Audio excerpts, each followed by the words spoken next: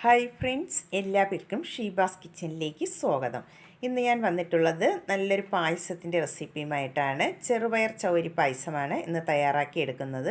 നല്ല ടേസ്റ്റും അതുപോലെ ഈസി ആയിട്ട് തയ്യാറാക്കിയെടുക്കാൻ പറ്റിയ നല്ലൊരു പായസമാണ്. എല്ലാവരും ഒന്ന് ട്രൈ ചെയ്ത് നോക്കണം. വീഡിയോ ഇഷ്ടമാകുന്നെങ്കിൽ ഒന്ന് ലൈക്ക് ചെയ്ത് സപ്പോർട്ട് ചെയ്യാൻ മറക്കരുതേ. എന്നാൽ നമുക്ക് ഈ ടേസ്റ്റി ആയിട്ടുള്ള പായസം എങ്ങനെയാണ് തയ്യാറാക്കിയെടുക്കുന്നതെന്ന് നോക്കാം.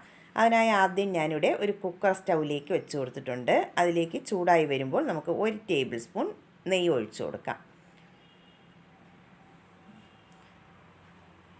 നെയ്യ് നന്നായിട്ട് തന്നെ ഒന്ന് ചൂടായി വന്നതിന് ശേഷം ഇനി അതിലേക്ക് ചേർത്ത് കൊടുക്കുന്നത് ചെറുപയറാണ്.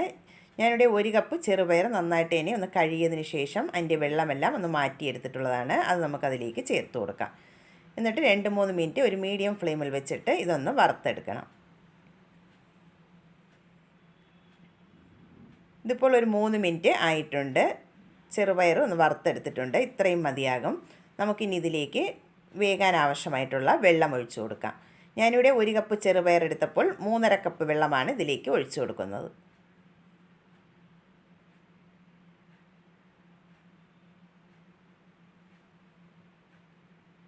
മൂന്നര കപ്പ് വെള്ളം ഒഴിച്ചതിന് ശേഷം നന്നായിട്ട് ഇനി നമുക്കൊന്ന് മിക്സ് ചെയ്തിട്ട് എടുക്കണം. ഇനി നമുക്കിത് അടച്ചു വെച്ച് കൊടുക്കാം. എന്നിട്ട് ഒരു മീഡിയം ഫ്ലെയിമിൽ വെച്ചിട്ട് ഒരു 3 വിസിൽ വരുന്നത് വരെ ഈ പരിപ്പൊന്ന് വേവിച്ചിട്ട് എടുക്കാം.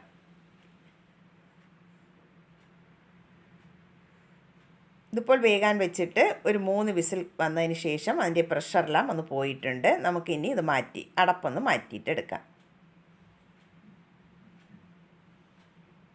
ചെറുപയറെല്ലാം നന്നായിട്ട് തന്നെ ഇവിടെ കുക്കായി വന്നിട്ടുണ്ട്. ഇനി സ്പൂൺ കൊണ്ട് നമുക്ക് ഒന്നും കൂടെ ഇതൊന്ന് ഉടച്ചിട്ടെടുക്കണം. നന്നായിട്ട് ഇനി കുക്കായി വന്നിട്ടുണ്ട്. ഇനി നമുക്ക് ഇത് വേറൊരു പാത്രത്തിലേക്ക് ഒന്ന് മാറ്റി കൊടുക്കാം. ഞാനിവിടെ ഒരു പാത്രം സ്റ്റൗവിലേക്ക് വെച്ച് കൊടുത്തിട്ടുണ്ട്. അതിലേക്ക് നമുക്ക് ഈ വേവിച്ചെടുത്തിട്ടുള്ള ചെറുപയർ ഒഴിച്ചു കൊടുക്കാം.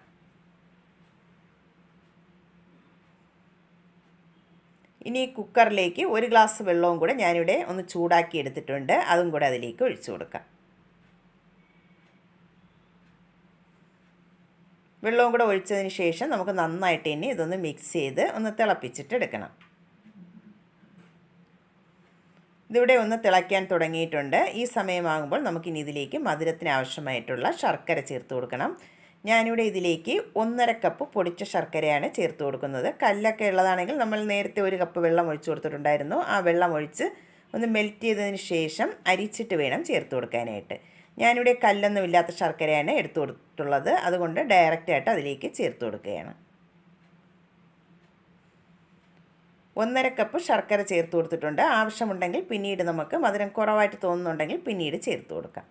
ശർക്കരയും കൂടെ ചേർത്തതിന് ശേഷം നമുക്ക് നന്നായിട്ട് ഇനി ഒന്ന് മിക്സ് ചെയ്ത് ഒന്ന് തിളപ്പിച്ചിട്ടെടുക്കാം. ഇതിവിടെ ശർക്കരയെല്ലാം നന്നായിട്ട് ഇനി ഒന്ന് മെൽറ്റായി ഒന്ന് തിളച്ച് വന്നിട്ടുണ്ട്. ഈ സമയമാകുമ്പോൾ നമുക്കിനി ഇതിലേക്ക് ചേർത്ത് കൊടുക്കേണ്ടത് ചവ്വരിയാണ്. ഞാനിവിടെ 1/2 കപ്പ് ചവ്വരി എടുത്തതിന് ശേഷം 1 കപ്പ് വെള്ളം ഒഴിച്ച് ഒന്ന് വേവിച്ചെടുത്തിട്ടുള്ളതാണ്. അത് അതിലേക്ക് ചേർത്ത് കൊടുക്കാം. ചവ്വരിയും കൂടെ ചേർത്തതിന് ശേഷം നമുക്ക് നന്നായിട്ട് ഇനി ഒന്ന് മിക്സ് ചെയ്തിട്ട് എടുക്കാം. ഒരുപാടിട്ടങ്ങ് വേവിച്ചെടുക്കേണ്ട. നമ്മൾ വേവിച്ചെടുത്തിട്ടുള്ള ചവ്വരി ആയതുകൊണ്ട് നന്നായിട്ട് ഇനി ഒന്ന് മിക്സ് ചെയ്തെടുത്താൽ മതിയാകും. ചവ്വരിയും കൂടെ ചേർത്തതിന് ശേഷം നന്നായിട്ട് ഇനി ഇവിടെ മിക്സ് ചെയ്തെടുത്തിട്ടുണ്ട്. ഇനി ഇതിലേക്ക് ചേർത്ത് കൊടുക്കേണ്ടത് തേങ്ങാപ്പാലാണ്. തേങ്ങയുടെ 2ാം പാലാണ് ആദ്യം ചേർത്ത് കൊടുക്കുന്നത്. 250 ml കപ്പിൽ 2 കപ്പാണ് ആദ്യം ചേർത്ത് കൊടുക്കുന്നത്. ആദ്യം 2ാം പാൽ ചേർത്ത് നന്നായിട്ട് ഇനി ഒന്ന് മിക്സ് ചെയ്തിട്ട് തിളപ്പിച്ചിട്ടെടുക്കണം. ഞാനിവിടെ ഒരു മീഡിയം തേങ്ങ എടുത്തതിന് ശേഷം അതിൽ നിന്നും എടുത്തിട്ടുള്ള തേങ്ങാപ്പാലാണ്. നന്നായിട്ട് ഇനി നമുക്കിതൊന്ന് മിക്സ് ചെയ്ത് തിളപ്പിച്ചിട്ടെടുക്കാം.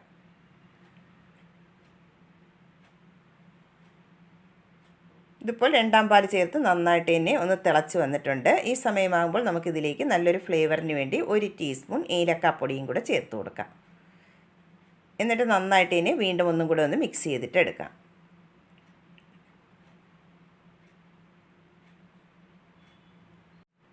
ഏലക്കാപ്പൊടിയും കൂടെ ചേർത്തതിന് ശേഷം നന്നായിട്ട് തന്നെ മിക്സ് ചെയ്തെടുത്തിട്ടുണ്ട്. ഞാനിവിടെ മധുരം കുറച്ച് കുറവായിട്ട് തോന്നിയതുകൊണ്ട് ഒരു 1/2 കപ്പ് പൊടിച്ച ശർക്കരയും കൂടെ ഇതിലേക്ക് ചേർത്ത് കൊടുക്കുന്നുണ്ട്. 1 കപ്പ് വരെ ചേർത്ത് കൊടുക്കാവുന്നതാണ്. ഇതൊരു മീഡിയം മധുരമേ ഉണ്ടാകത്തുള്ളൂ. ഞാനിവിടെ ടോട്ടൽ 2 കപ്പ് ശർക്കരയാണ് ഇതിലേക്ക് ചേർത്ത് കൊടുത്തിട്ടുള്ളത്. എന്നിട്ട് നമുക്ക് നന്നായിട്ട് ഇനി ആ ശർക്കര എല്ലാം ഒന്ന് മെൽറ്റായി വരുന്നതിൽ മിക്സ് ചെയ്തിട്ട് എടുക്കാം. ഇവിടെ ശർക്കരയെല്ലാം നന്നായിട്ട് തന്നെ ഒന്ന് മെൽറ്റായി വന്നിട്ടുണ്ട്. ഇനി നമുക്കിതിലേക്ക് ലാസ്റ്റ് 1 പാലും കൂടെ ചേർത്ത് കൊടുക്കാം. ഞാനിവിടെ 2 കപ്പാണ് തേങ്ങാപ്പാൽ 1 പാൽ ചേർത്ത് കൊടുക്കുന്നത്. അതും കൂടെ ചേർത്തതിന് ശേഷം നന്നായിട്ട് തന്നെ വീണ്ടും മിക്സ് ചെയ്തിട്ട് എടുക്കാം. ഒരുപാടിട്ടങ്ങ് തിളപ്പിച്ചെടുക്കേണ്ട. 1 പാൽ ചേർത്തതിന് ശേഷം നന്നായിട്ട് തന്നെ ഒന്ന് മിക്സ് ചെയ്തെടുത്താൽ മതിയാകും. ഇതിപ്പോൾ നന്നായിട്ട് തന്നെ മിക്സ് ചെയ്തെടുത്തിട്ടുണ്ട്. പായസം ഇവിടെ റെഡി ആയിട്ടുണ്ട്. ഇനി തണുത്ത് വരുമ്പോൾ കുറച്ചുകൂടെ ഒന്ന് തിക്കായി വന്നോളും. ഇനി നമുക്ക് ഫ്ലെയിം ഒന്ന് ഓഫ് ചെയ്യാം. ഇനി നമുക്കിതിലേക്ക് കുറച്ച് തേങ്ങാക്കൊത്തൊക്കെ ഒന്ന് വറുത്തിട്ടിടണം. അതിനായിട്ട് ഒരു പാൻ സ്റ്റൗവിലേക്ക് വെച്ചതിന് ശേഷം അതൊന്ന് ചൂടായി വരുമ്പോൾ അതിലേക്ക് നമുക്ക് 2 ടേബിൾ സ്പൂൺ നെയ്യ് ചേർത്ത് കൊടുക്കാം. നെയ്യ് നന്നായിട്ട് ഇനി ചൂടായി വന്നതിന് ശേഷം അതിലേക്ക് നമുക്ക് കുറച്ച് തേങ്ങാക്കൊത്ത് ചേർത്ത് കൊടുക്കാം. എന്നിട്ട് നമുക്ക് നന്നായിട്ട് ഇനി ഒന്ന് ഫ്രൈ ചെയ്തിട്ട് എടുക്കണം. കളറെല്ലാം ഒന്ന് ചേഞ്ചായി വരുന്നതിൽ ഒന്ന് ഫ്രൈ ചെയ്തിട്ട് എടുക്കാം. ഇതൊക്കെ നിങ്ങളുടെ ആവശ്യാനുസരണം എടുക്കാവുന്നതാണ്. തേങ്ങയെല്ലാം നന്നായിട്ട് ഇനി ഒന്ന് ഫ്രൈ ആയി വന്നതിന് ശേഷം ഇനി അതിലേക്ക് കുറച്ച് കാഷ്നട്ടും കൂടെ ചേർത്ത് കൊടുക്കുന്നുണ്ട്. അതും കൂടെ ചേർത്ത് ഒന്നും കൂടെ ഒന്ന് ഫ്രൈ ചെയ്തിട്ട് എടുക്കാം. ലാസ്റ്റ് അതിലേക്ക് കുറച്ച് ഉണക്കമുന്തിരിയും കൂടെ ചേർത്ത് കൊടുക്കാം. എന്നിട്ട് നന്നായിട്ട് ഇനി ഫ്രൈ ചെയ്തിട്ട് എടുക്കണം. ഇതിവിടെ നന്നായിട്ട് ഇനി ഫ്രൈ ആയി വന്നിട്ടുണ്ട്. ഇനി നമുക്കിത് പായസത്തിലേക്ക് ചേർത്ത് കൊടുക്കാം. ഞാനിവിടെ കുറച്ചൊന്ന് ഗാർണിഷിങ്ങിനായിട്ട് മാറ്റിയെടുത്തിട്ടുണ്ട്. ബാക്കിയുള്ളത് നമുക്ക് നെയ്യോടുകൂടി തന്നെ ആ പായസത്തിലേക്ക് ചേർത്ത് കൊടുക്കാം.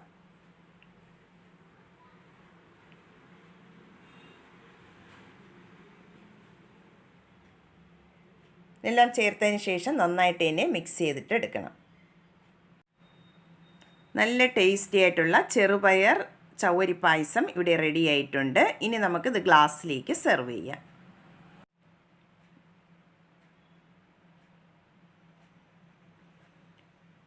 ഇനി അതിൻ്റെ മുകളിലായിട്ട് നമുക്ക് നേരത്തെ മാറ്റി വെച്ചിട്ടുള്ള കാഷ്നട്ടും കിസ്മിസൊക്കെ നമുക്ക് അതിൻ്റെ മുകളിലായിട്ട് ഇതുപോലെ വന്നിട്ട് ഗാർണിഷ് ചെയ്ത് കൊടുക്കാം. നല്ല ടേസ്റ്റിയും ഈസിയായിട്ട് തയ്യാറാക്കിയെടുക്കാൻ പറ്റിയ പായസമാണ്. എല്ലാവരും ഒന്ന് ട്രൈ ചെയ്ത് നോക്കണം. വീഡിയോ ഇഷ്ടമാകുന്നെങ്കിൽ ഒന്ന് ലൈക്ക് ചെയ്യാനും സബ്സ്ക്രൈബ് ചെയ്ത് സപ്പോർട്ട് ചെയ്യാനും മറക്കരുതേ.